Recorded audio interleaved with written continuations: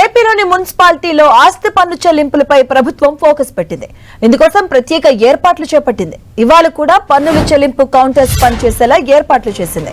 ఆస్తి పన్ను బకాయిలు చెల్లించేందుకు వీలుగా మున్సిపల్ శాఖ ఈ మేరకు నిర్ణయం తీసుకుంది. ఆస్తి పన్ను బకాయిల వడ్డీలపై 50% రాయితీని ప్రభుత్వం కల్పించింది.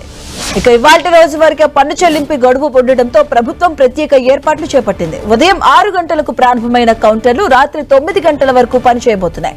వరుసగా పండుగలు రావడంతో తగిన సిబ్బంది ఉండేలా చూడాలి అని కమిషనర్లకు మున్సిపల్ శాఖ డైరెక్టర్ సంపత్ కుమార్ ఆదేశాలు జారీ చేశారు.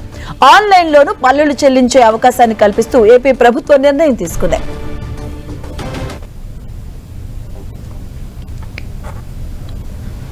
ఇదే అంశానికి సంబంధించిన పూర్తి అప్డేట్స్ మా కరెస్పాండెంట్ విజయ్ చంద్రన్ అందిస్తారు. విజయ్ చంద్రన్, ఆంధ్రప్రదేశ్లో మున్సిపాలిటీలో ఎక్కడ చూసినా గాను పన్ను పేరుకుపోయింది. ధనికులు ఎవరైతే ఉన్నారో వారందరూ కూడా పన్నులు చెల్లించడం నిర్లక్ష్యం చేయడంతో ఆంధ్రప్రదేశ్ ప్రభుత్వం ఈసారి 50% పన్నులో ఏదైతే వడ్డీ ఏదైతే ఉంటుందో దానికి సంబంధించినటువంటి రాయితీ ప్రకటించింది. దీనితో పెద్ద ఎత్తున రాష్ట్ర వ్యాప్తంగా ఆంధ్రప్రదేశ్లో పన్నులు ఈ 50% వడ్డీ రాయితీ ఉండటంతో పెద్ద ఎత్తున పన్నులు చెల్లించేందుకు ముందుకు రావడం జరుగుతుంది. ప్రతి మున్సిపల్ కార్యాలయంలో కూడా ఉదయం 6 గంటల నుంచి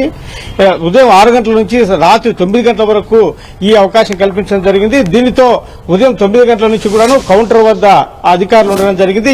నిన్న ఈ రోజు పండుగలు కావడంతో అంటే ఉగాది, రంజాన్ ఉండడంతో సిబ్బంది కొరత లేకుండా అధికార యంత్రాంగం చర్యలు తీసుకోవడం జరిగింది. మన ఒక్క విజయవాడలోనే చూస్తే కనుక నిన్న ఒక్కరోజే ₹1 కోటి పైగా ఈ పన్ను వసూలు అయితే వచ్చిందని చెప్తున్నారు. ఇది ఒక రికార్డు స్థాయిలో అని చెప్పొచ్చు. దీనికి సంబంధించినటువంటి అధికారులు కూడా ఇప్పుడు ఉదయం 6 గంటల నుంచి కూడాను ఇదే పనిలో ఉంటున్నారని చెప్పొచ్చు. ఈ 2024-25 ఆర్థిక సంవత్సరం ముగింపు సందర్భంగా ఈ నిర్ణయం తీసుకోవడం జరిగింది. గత ఏడాది పూర్తి వడ్డీ రాయితీ గతంలో జగన్ ప్రభుత్వం ప్రకటించగా ఈసారి చంద్రబాబు నాయుడు ప్రభుత్వం ఉన్నటువంటి ఆర్థిక పరిస్థితుల దృష్ట్యా 50% రాయితీ ఇవ్వడం జరిగింది. దీనితో పెద్ద ఎత్తున ఎవరైతే ఈ పన్ను చెల్లించాల్సి ఉందో వారందరూ కూడాను వచ్చి తమ పన్నును చెల్లించడం జరుగుతోంది. ఇది రాష్ట్ర వ్యాప్తంగా పెద్ద స్పందనే వస్తుందని చెప్పొచ్చు. ఈ నేపథ్యంలో రాష్ట్ర ప్రభుత్వానికి ఈ మున్సిపల్ శాఖకైతే గనక మంచి ఆదాయం అయితే ఈ పన్ను ద్వారా అంటే మొండి బకాయిల ద్వారా వస్తుందని చెప్పొచ్చు. Okay, thank you Vijay Chandran.